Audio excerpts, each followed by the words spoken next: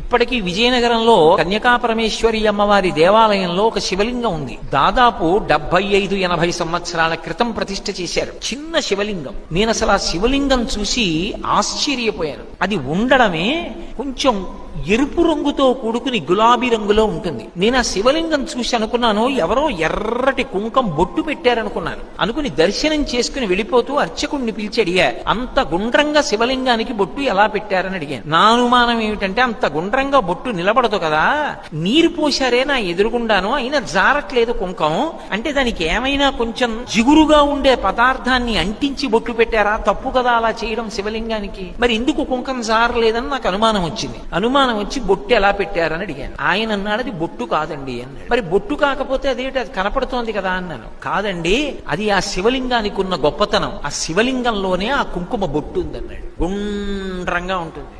2, నేను అక్కడ జ్యోతి ఒకటి ఏదో వెలుగుతోంది, దాని నీడ పడింది ఆయన మీద అనుకున్నాను. క్రింద నుంచి శివలింగం కింద నుంచి ఒక జ్యోతి వెలుగుతున్నట్లు కనపడుతూ ఉంటుంది. అపురూపమైన లింగం. నేను ఎన్నో శివాలయాల్లో దర్శనం చేసుకునే అదృష్టాన్ని భగవానుడు ఇచ్చాడు, కానీ అటువంటి శివలింగాన్ని నేను ఎక్కడా చూడలేదు. వ్యాస భగవానుడు లింగ పురాణంలో ఎలా చెప్తాడో అలాగే 3వ కన్నుగా కాకుండా కుంకుమ బొట్టుగా కనపడుతుంటుంది. Download ShareChat.